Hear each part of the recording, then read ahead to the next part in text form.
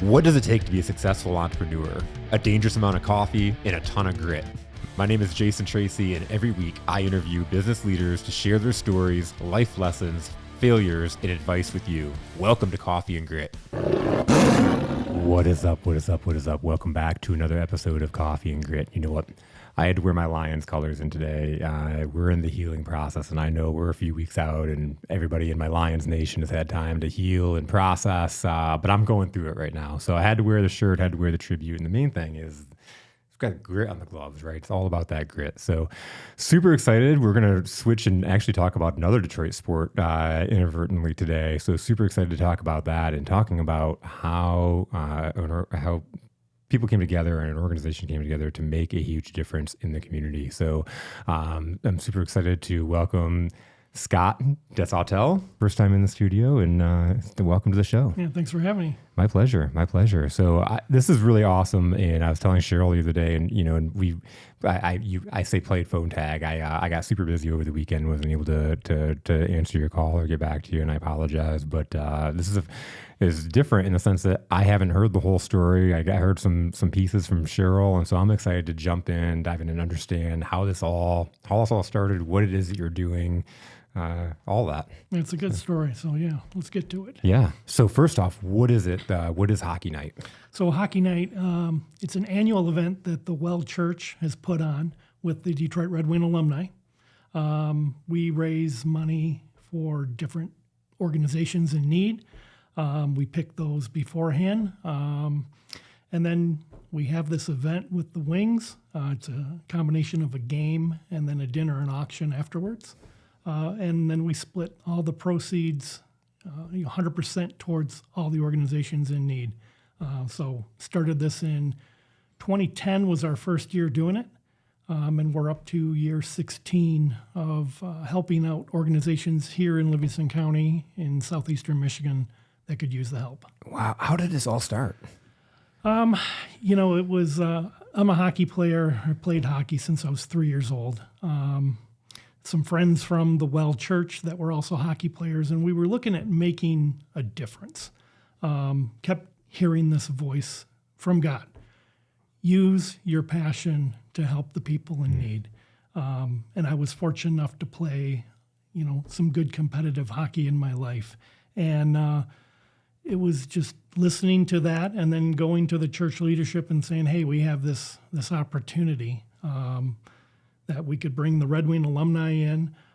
It costs X amount of dollars and to bring them in, but we can pull this off and raise some money for the community. Year one, they said, absolutely no way. Not going to happen. We don't have the budget to do it. Yeah. That's way over our head. We are just this little small church here in Brighton, and we can't do it. And I said, okay, let's keep it on the burner. Maybe we'll do it next year.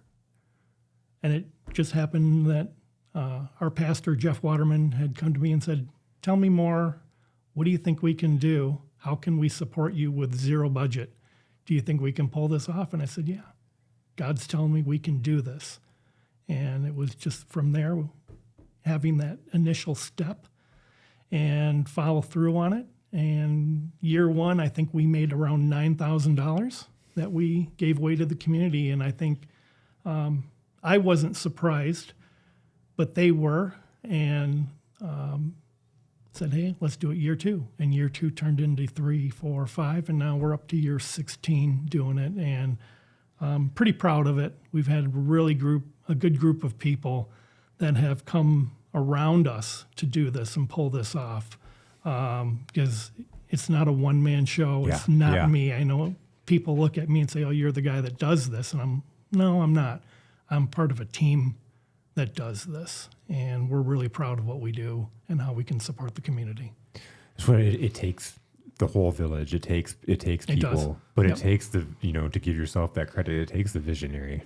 Mm-hmm. It takes someone to have that vision and to say it's possible. I believe in this, because when you were talking about that, I pictured this with whether in business or trying to make a cause, make a difference. When you bring that idea of we can make this huge impact, I think it's probably always met with some cynicism. Like, we can't do that. We can't afford that. We have no budget. That's a big dream. Hockey's a team sport. You can't just be a good individual and excel at the game. It's a team sport. So part of that whole listening to God was put a good team together. That was pounded into me as a little kid until my mid-20s when I was still playing competitive hockey. It's all about the team. So that first couple of years, it was a matter of finding the right people to come together as a team behind the scenes to pull off this event. How did you find those people? They were all part of the church. They were all people that were looking to make a difference in the community. So that's awesome. Yeah. So what was the first step? You decided you're going to do it in, that first year. Mm-hmm. How does that take off? I had been a part of one a couple of years prior, but never the executor of this. So I kind of knew how the day would flow, but it was putting things together and it was going through the process. It was, what do we need? It was meeting couple times a month prior to the game of getting the team together and giving everybody different assignments. Mm-hmm. And what were they passionate about, using their passions for the community and how. And we had a photographer that loved to take pictures and do that, and his wife was great with putting all that together, and they became part of the program team. And then we were like, okay, well, we need to get some sponsors. And so the business side of things, the people like the Doug Moffats and some other people that had the same passion that I did, where we got together and we knew the steps that we needed to take to make it a successful event. I love that, of like painting that leadership picture of finding people's strengths and having them bring their talent, the way that they mm-hmm. make a difference in the world, having them bring that to the cause. Yeah, it's important. There's myself personally, I'm good at going out, talking to businesses, talking to potential sponsors or donations and gathering that. But my downfall is things like this. I'm not good at speaking, getting in front of a camera or promoting things like that. So it's using everyone's God-given talent in a specific need, for the good of the whole program. Now, what's awesome about that is a lot of times we don't see our own gifts and talents. And when I talked to Cheryl Washalewski, who's been on mm-hmm. the show, she was like, you got to talk. He's the one that tells the story. He's the one that you really got to talk to because he has the passion behind it. Yeah. Again, it was just that.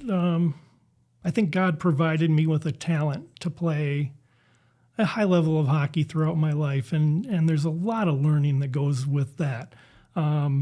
You pick up different things, just life skills in that game, and again, team building skills. And just, what it's about. And God was just telling me, I gave you all this, now give it back. Mm. And let's find a way of giving your love for that game back to the community. And it was pretty simple. Had known that the Red Wing alumni do a lot of these games throughout their season, that they give away all the money that they receive for their fee to come out. And it was helping a lot of different people in a lot of different avenues. So it was a good fit, and we pulled it off. And then again, kind of you build on it every year. You go back and you look at what worked well, what didn't work well, and then you expand upon that. And we've expanded probably 14, 15 times, and we've really honed in on how to pull together a pretty good event. And we're raising somewhere between $30,000 and $40,000 a year, in the last 10, 15 years, after that first initial of just like $9,000, and helping. A lot of people ask me, what's the best part of doing this? And I say, it's 3-4 weeks after the game is over when we can collect everything and we can invite them, these organizations, back into the church and present them with the big Happy Gilmore check. That is the best part, is knowing what our benefits receive and how they can use it. Yeah. Yeah. Well, so you put in that work that whole time. You have probably a lot of fun playing the game and, the event and stuff like that. But again, to see that firsthand, how that impact. Yeah. Like one of our beneficiaries, they have been with us all but one game. The original game, they weren't part of it, has been the Livingston County Shop with a Cop program. So I've gotten to know, all the officers and the sheriff. And now I'm a part of their board. I help pick the kids in need. Every November, we get together and pick which 60, 65 kids can participate in that program. The church backs that up as far as building. We build stockings for the kids. We give them away during the Shop with the Cop event. So the church is involved. Financially, we're involved because obviously they get a percentage of the hockey night event every year, which helps their budget. But it's now we're a part of it. It's not just a check writing service. That I can't stand. Anybody can just write a check and just walk away. But can you write a check and then actually go and do the volunteer work and see how it's affecting kids in this community? It's pretty awesome. And our church has really has made that commitment year after year of, hey, we're going to help the Livingston County Shop with a Cop program. So it's so cool. And, it's again about making that difference and seeing that that impact and being involved in so much more than writing a check or throwing money at it. Yep. And again, I get lit up when I see, the impact that's making. And I talked about at the beginning, the stories are data with soul. You can actually see those stories. Mm-hmm. Yeah, the different beneficiaries, we've had a lot of them throughout the years. And we kind of rotate, but the Shop with a Cop has been really special with us. This year, we the Amber Rednick home. Yep. If you know Courtney, Yep. She got involved last year. Just amazing person and what she's doing in the community. And we said, we love what you're doing, and you're going to be back for year 2. Torch 180 up in Fowlerville, if you're familiar with that group up there. They have a cafe and coffee shop up there, and they're teaching kids and young adults with mental disabilities culinary skills to get through life with some of the culinary skills that they're doing. And they're an accredited now organization that these kids can take those credits and go to the next level to earn degrees and such and master some of the things that they're doing. And that group is just amazing what they're doing. And we brought them on last year, and again, they loved the whole program, and they're kind of what we want to do. And so we brought them on for year 2. And then we have another organization called Bendix Academy here in Brighton. They're new this year. Cheryl brought them to us. She had a real big heart for the program, and they're teaching woodworking, metal skills for kids that just aren't going to go to college. Wow. For trades. Wow. So they're doing an amazing job of teaching these kids just different levels of woodworking and metal skills and working with different tools. And again, it's just, it fits with what we feel we want to do, is helping kids and women and veterans organizations in this community. It's I talk about empowering the empowerers a lot. When you look at again the organizations that you're getting back to, like Courtney in Courtney's organization there, and like what change and impact that's making in the community, to be able to get behind and empower. I love how it's like you're not just part of one group, but you're hitting and making a difference in a few different places that are making such a huge impact. Yeah, it's there's been dozens of organizations that we've helped in the past, and the Arc of Livingston, Reaching Higher has been one that we've helped in the past. And we just want to rotate it through because there's just so much need. Yeah. There's so much need just in our community here. We can help, national organizations. We can help Tunnel of Towers and Folds of Honor. But you know what? It starts in the Livingston County community first. Yep. And we feel like those are the people that are supporting us with this event, so let's support them too. So it's right here in our own backyard. I love it. That's, again, being able to see it, being able to see that immediate impact. There's so much places you can help in the world. There is. To me, my heart's here in this community. Yep, absolutely. There's just so much need here. So let's start here. Let's fix what we can here, and then we'll expand and go national. But I love that all the causes, again, it's pouring belief back into people, giving them a level of hope in the organizations that are empowering people with skills or empowering people to take back their life, like Courtney's organization. That's so cool, again, to see as those impacts are happening across these organizations, how our community raises. And our team, I have a really good team right now. And again, it's usually June, July that we head over to Pastor Jeff's house, usually a boat ride, and we'll throw names into a hat of who do we want to support this year. And so God places it on their hearts. And like, for example, Cheryl was really passionate about Bendix Academy, and we had Todd come in from Bendix Academy. He gave a presentation, and we all walked away going, yep, this was a good fit for us.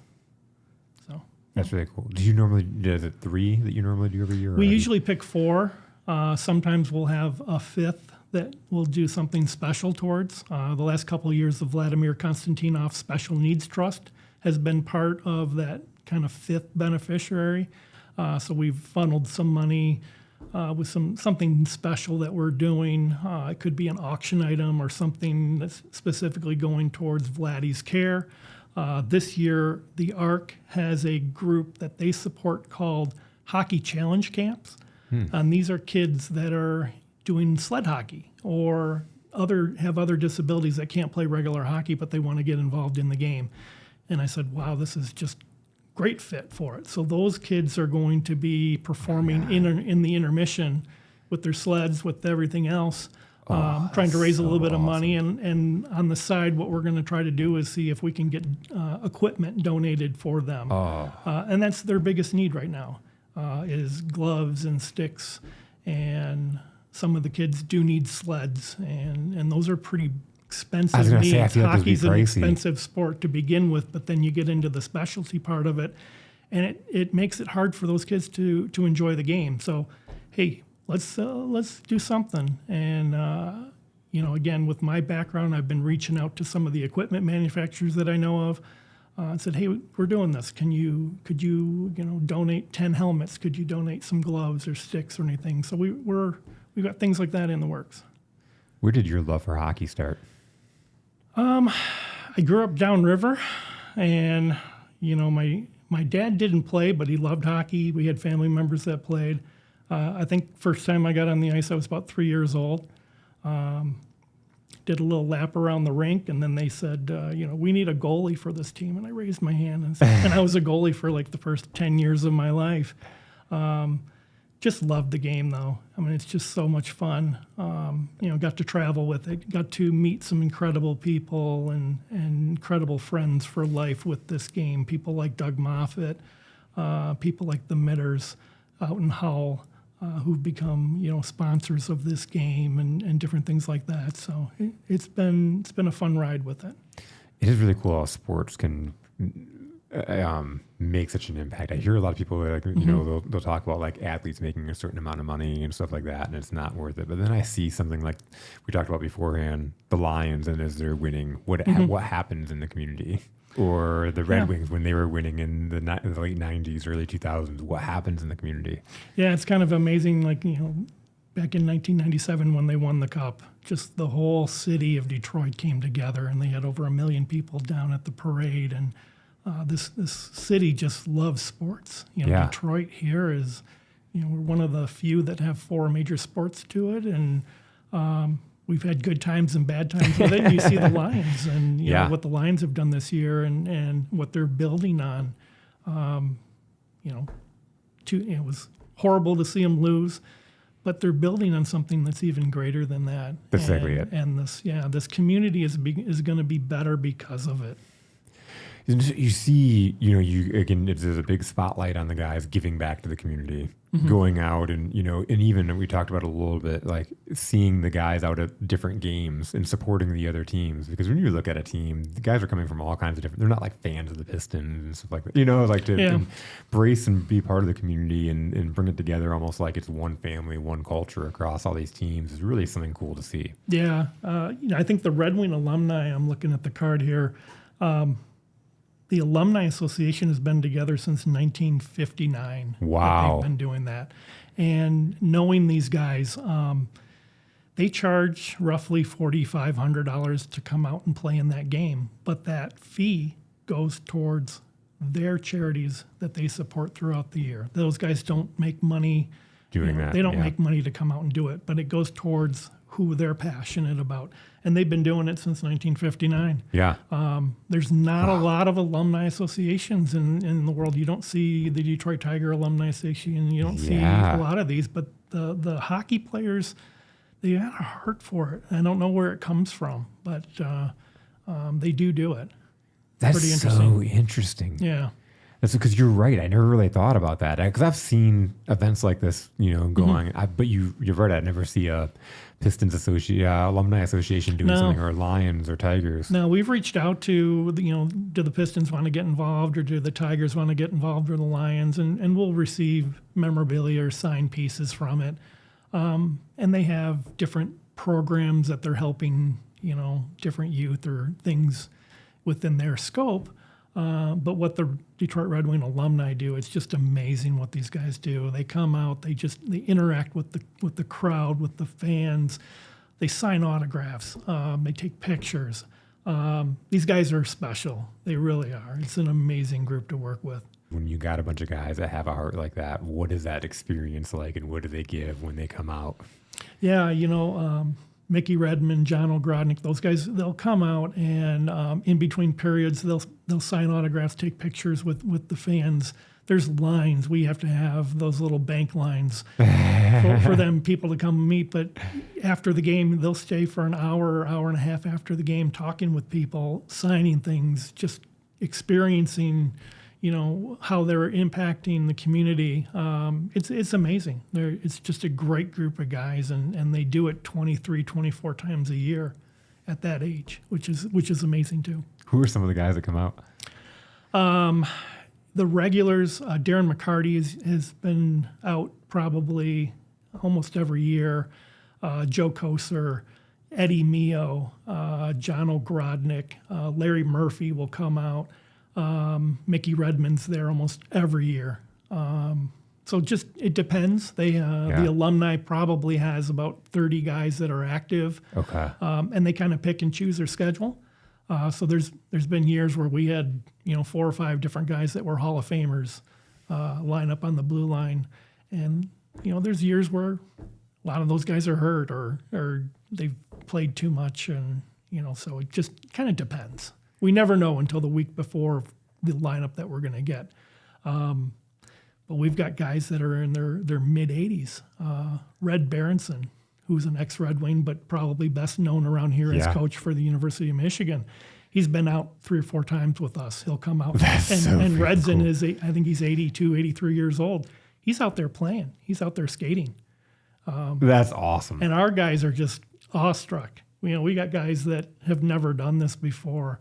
And all of a sudden, they go up to the face-off circle, and there's Joe Koser looking at him, going, "Hey, you ready to drop your gloves?" And the kid's like, and it's funny. It's a good time. It's a really good time. They put on a great show, and like I said, they're just great guys.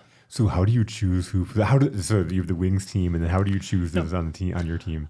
So the first thing I do is I open up to people at the well because we're the ones that put this on. Hey, if you want to play in this game, give me your name, give me your information. I'll tell you how you can do it. I charge our guys. I think this year it's $350 to play. That includes your jersey and your socks and everything else, and you get tickets to the VIP dinner and everything else. So it's really a good value, I think. But and then after that, it's just guys that I'll open it up to, people that I've skated with, men's leagues around here, or people that I know. I usually have people that, hey, how do we get involved with this? If I become a sponsor, is there an opening for me? We did that a couple years ago with Mike Maxey from Mike Maxey Ford in Howell, and Mike is now one of the biggest sponsors of our event. Oh, and he's played with us, and then we always have 1 or 2 spots that the Red Wings will give us to auction off as a Red Wing for the day. So Mike has been a Red Wing playing against us, and he gets the jersey with Maxey on the back and just has a blast. That is so cool. So we just different things like that. So we'll have 15 skaters and 2 goalies that'll play, and then we'll have one. Right now, it's one guy that gets to play as a Red Wing for the day. That is so much fun. It's so cool the different ways you can get creative to raise money. Yeah. That was one. That was the first year we did it. We had the banquet afterwards, and we were doing our auction, and gentleman who's local here, played for the Red Wings quite a bit. His name is Dennis Hextall. He stood up and said, auction off a spot for someone to play with us against you guys. And we won. I think that auction went for like $600. And it started this little chain reaction that every year we got to auction off a spot to be a Red Wing for a day. Oh, my God, yeah. And it became one of the most popular things. Jeff Waterman, our pastor, has been a Red Wing. I haven't. It's one thing that's on my bucket list. I was going to say, was it on the bucket list? It's on my bucket list to get that wing wheeled on my chest at some point here. I mean, what's the that's but everybody so valuable. tells me, you can't be a Red Wing. You started this thing with the well. And I'm like, well, I can. I got $600 I could do. I could donate that. But it's kind of a cool little thing that we can do every year. No, I mean, everybody dreams, like the hockey, as a hockey fan growing up in Detroit, like or in this area, you dream of being a Red Wing, or you dream about playing, growing up and watching, Joey Koser and Larry Murphy and, And McCarty. the Wings will bring a pair of pants for him so he doesn't have to wear black pants with their Red Wing outfit. I mean, it's the whole thing that they do, and then they'll have a jersey ready for him with their name on the back, whatever number they want, as long as it's not number 9. We've had that a couple of years. But yeah, and it's just, it's really cool watching those guys that are a Red Wing for the day, just the smile on their face for the whole day. Yes. On the ice. And then they usually come over to our team and just say, man, this was one of a lifetime bucket list for me. For $600, that's really a deal. Yeah. I'm hoping that we can get it higher, but yeah, it's a pretty good deal. Yeah. Just even thinking about how that experience, the year to year, the being able to talk about it forever. Yeah. I played with the Wings, and then you have your jersey to go with it. Yeah. I mean, one year, I don't know if or if he's supported he's a local guy named Stephen Bearden. I don't know if you know Stephen. No. So Stephen won the auction to be a Red Wing for a year. He hired a professional photographer to follow him around and take pictures the whole day, game. And he shared that with me, and it was the greatest thing, just watching him go through that. And he and I have a picture at the end of the game together, and Stephen's just been a wonderful supporter of us and a good friend. That is awesome. Yeah. Like you get that experience, you bring the camera guy around. I'm sure he cherishes those pictures. For sure. That is so awesome. Yeah. What looking back through those 16 years, what does that year one look like versus where you're at now? Oh, just night and day. Like I said, you kind of year one, you kind of get through it. And then you go back and you say what worked and what didn't work. And there was a lot of changes. We went from, I think, 2 beneficiaries to 3 beneficiaries. We added different little things. You go down to the Red Wing games or some of the other games around here, and you go, oh, at intermission, they're doing this thing called Chuck-a-Puck, where you throw the pucks on the ice and you win a prize. Do you think we can do that? Let's see if we can pull it off. We've been doing it now for like 12 years. And the kids love it.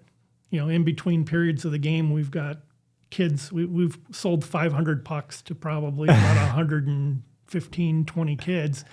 And 1, 2, 3 Chuck-a-Puck, and all these pucks come flying out. And we pick, top 5 pucks that are closest to some target. They win some kind of little basket. We've done the trike races in between periods. We've done a lot of different things. We had the bubble ball one year where the people are in the big balls and they run into each other. Oh my gosh. So we've done a little bit of everything, and it's just, hey, do we think it's going to work? Let's try it. If it doesn't, no worries. We'll do something next year. You break it down in your debrief period of what worked, what didn't work. It's absolutely in that debrief period of what went well, what didn't go well, what auction items. Did we buy a picture of Tom Brady for $300, and how much did it sell? So it's a hit and miss some years. Some things are really well, and some things didn't go so well. Maybe we'll do something different. It's just a phenomenal way to break down things, and I can see how you've grown so much as you look at that and seeing again, analyzing it and being able to grow from the things that worked and ditch the things that didn't work. Yeah, and again, it's that team thing. We have a really good group of people right now that this works, this didn't work. What do you think about trying something like this? What do you think about trying something like this? And it's just listen to God, and we'll talk about it as a committee, and we'll work as a team, and we'll figure out what's going to work well. That's so cool. I know just Doug Moffitt, when you talk about good people, like Doug's just an amazing, amazing guy. Yeah, I've known Doug for a long time. I was a senior in high school when he was a freshman in high school. Doug came as this really highly sought after goalie, and we needed a goalie. Our senior year, we had this great high school team in Heartland, and we needed a goalie. Hey, Doug, you gonna come out as a freshman and be a goalie? Oh, I don't know. He didn't. We didn't do well. He came back. I think he started playing for Heartland maybe his sophomore year. Did very well. He's a good goalie, great guy. Love him. And just a good guy, and he's part of why we do this every year. He was part of the original team that said, hey, let's, God gave us this talent of hockey. What can we do, to use it for the good of the community? It's again so cool how sports come together and you use it to bring people together. Yeah. Again, it goes back to those talents. People have certain talents. Like I said, I have certain talents that I'm good at. Yeah. Certain things that I need to work on. We've got people like Mary Beth Petrakis. Yeah. You know Mary Beth? Mary Beth. Yep. She's been on the show, actually. Yep. So Mary Beth is great at going out in the community and getting sponsorships. And her husband, Steve, is a print wizard, so he helps us with the promotional things. We've got people like Cheryl that know people and help promote. I've got a good friend, Lisa, who is great at the auctions. She knows exactly how to put baskets and what people want as far as bidding. So we have all these things. We have Jeff Waterman, who's helping us, get things together from the church side. His wife is a perfect party planner, so she takes care of the dinner and makes sure that that our menu is correct and that the venue is correct, that it's decorated correct. Because those are all those things that we know through trial and error in the last 14, 15 years that we need to do to pull off, a really good event.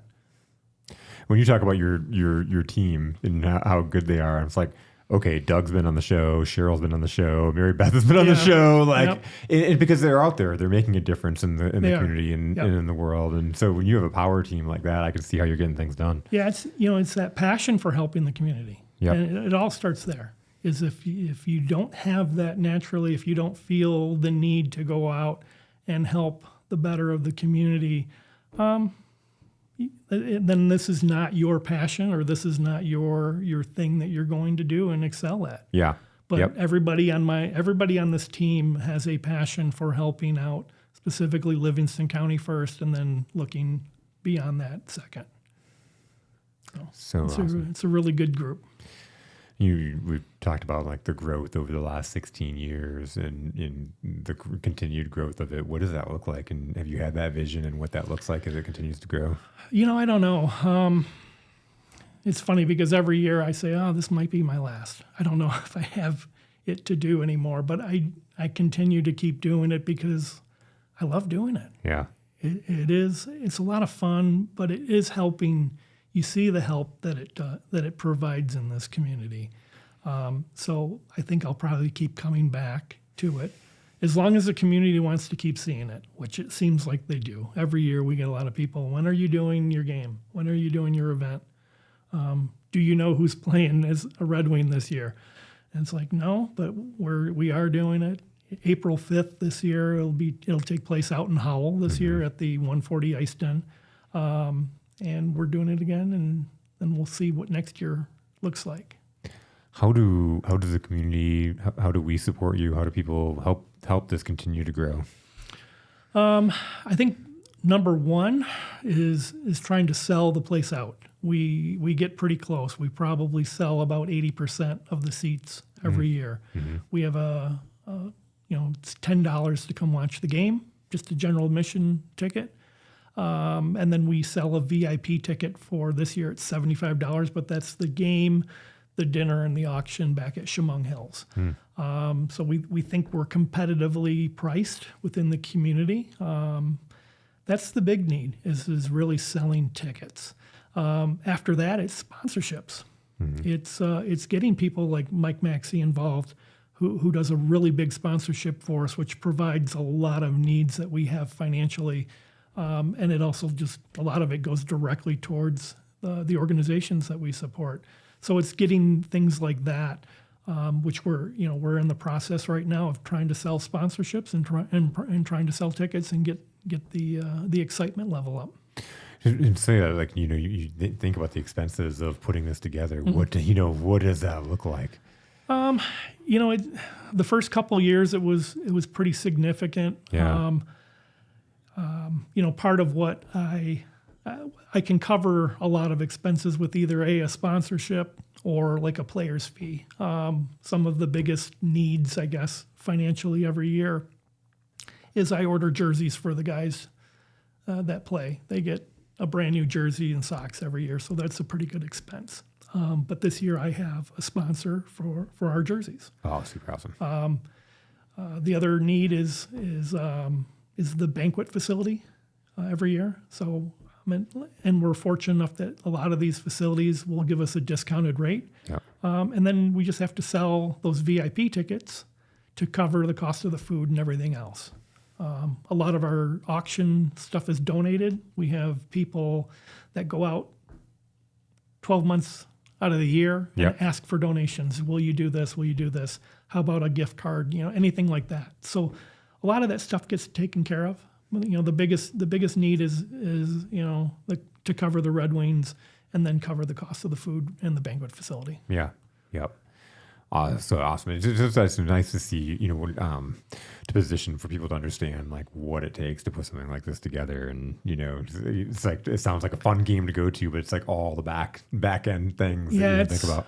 It's easily 10 months of the year that I start planning and our team starts planning on what we want to do. And then there's some waiting period about, the wing schedule. And we always try to pick a Saturday that the Red Wings are not playing an NHL game because that usually ensures some of the alumni coming, or you don't want to compete. I don't want to have my game going on against the Red Wing game because people are going to gravitate towards the real guys. The real guy, yeah.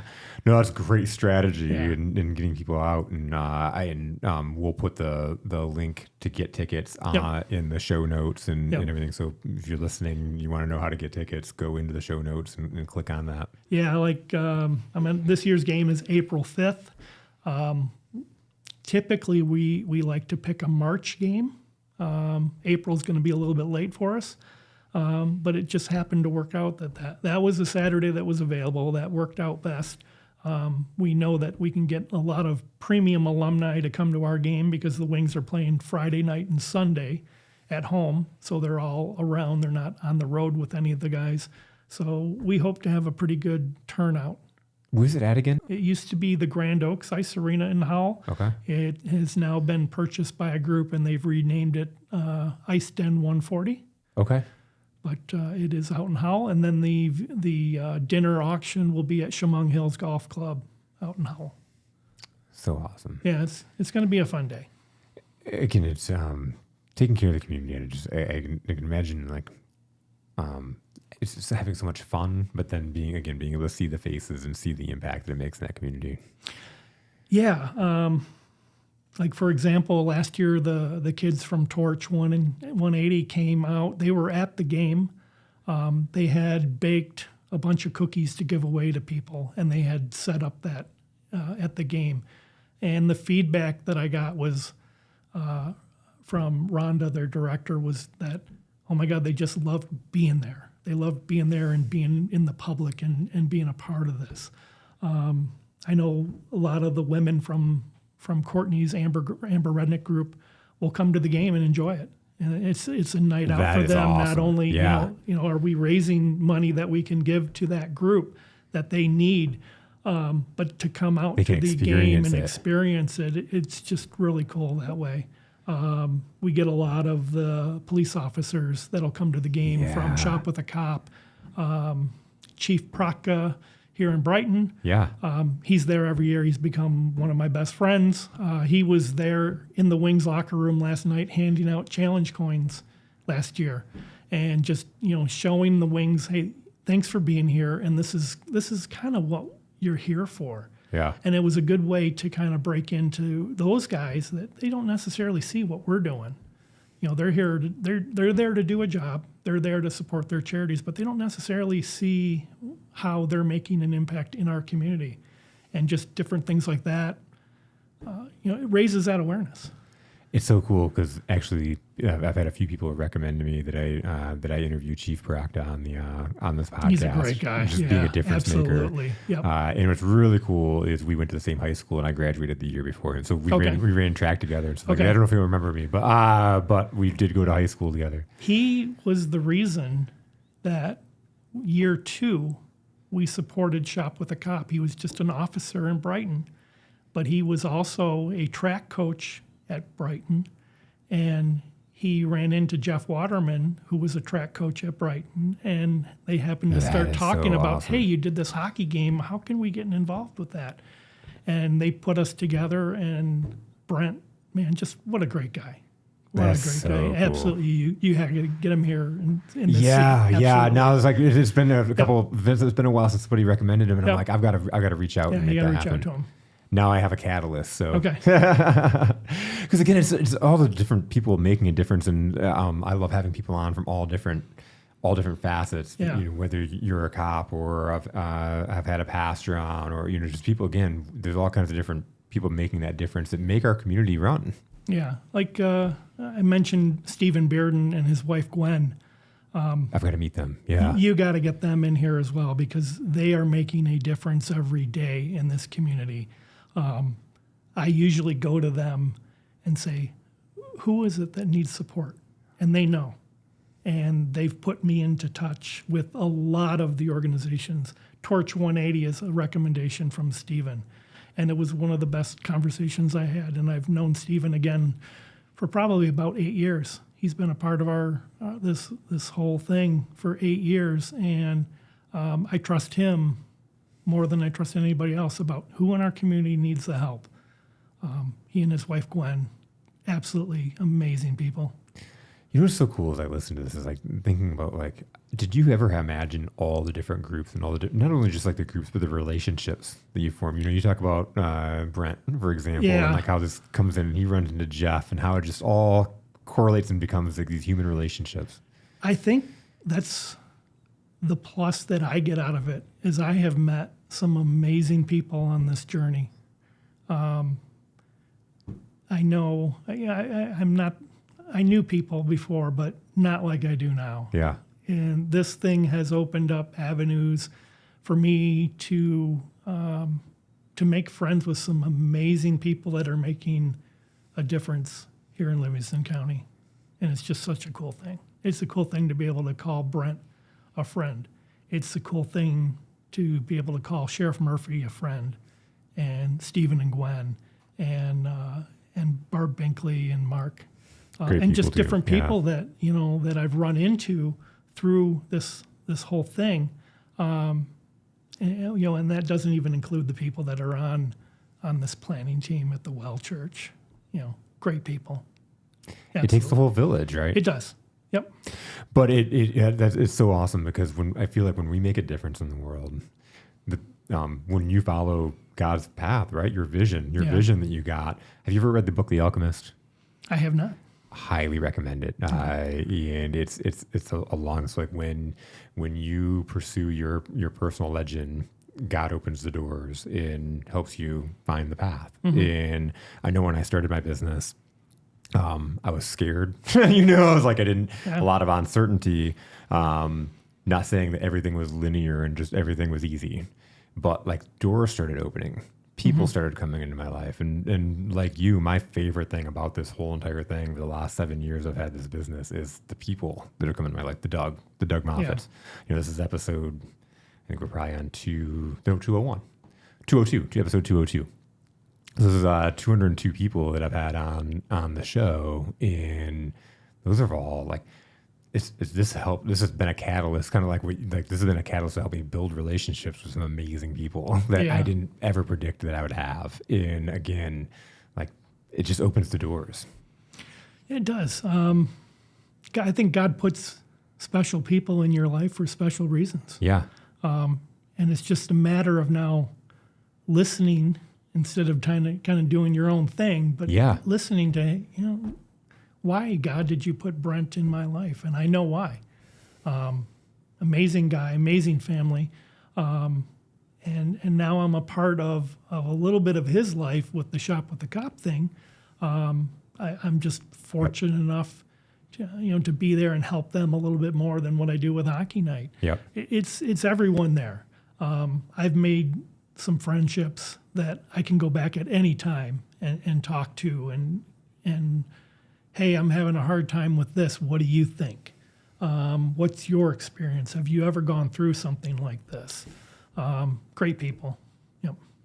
That's what, before we started recording, I was talking about kind of the experience I was having going out and having these conversations that I'm having now in a studio, and the impact. I can go back and ask those people those questions. If I'm stuck on something, I can go and I have a Rolodex of people that I can talk to. And it's like, again, people to me are our greatest resources in the sense of they open up the world. And so here's a great story, and I've told this one a couple of times, but about Doug Moffat, right? So I had a client that I was working with in super amazing people. Mike Eller is the dad's name, owns the company, and then he has two sons. He has multiple sons, but the two sons I worked with are Danny and Matt. And Matt had won the D3 national championship in hockey with LBN a couple years ago. Adrian, a couple years ago. And so I was working with these guys with their company. And so Doug reaches out to me one day because he saw a podcast clip that I had Mike Eller on. And he reached out and texted me and said, "Hey, how in the world do you know Mike Eller?" And so I was like, "Oh man, he's one of my clients. We've been working together for a while. He's amazing." And I'm like, "How do you know Mike Eller?" And he was like, "We've had season tickets for the Wings together for a long time." And so we were like talking back and forth. And I'm like, "Hey, let's we're talking. Let's go get a beer. Let's go hang out and whatever." So we did. Right before I'm about to meet up Doug, he's like, "Hey, I was just meeting up with Roger Burnett. Do you mind if he comes along with us?" And I'm like, "I haven't seen Roger in a while. Bring him." So we're sitting at Brewery Becker. This is a year ago now, or maybe 2 years ago now. And we're sitting there and we're talking about how we ended up having this conversation in the first place about Mike Eller and then Matt, who had won this national championship, and them going to the Wings together. And all of a sudden Roger goes, "Guys, you wouldn't believe this. My son played on the team that played against Matt's team in the national championship in Lake Placid, New York." Like just how it all comes together. And there's another piece I didn't tell you about Roger connecting me. Roger inadvertently connected me to the client that I had, and to the person that I had that introduced me to that client. It's like it's all comes this full circle. But my point being is that when we're connected to the right people, the world seems very small. It is. It's a small world just connecting with things like that. Yeah. It is. Doug plays hockey with a bunch of guys that I know because I coached at Brighton High School from like 1993 to 96.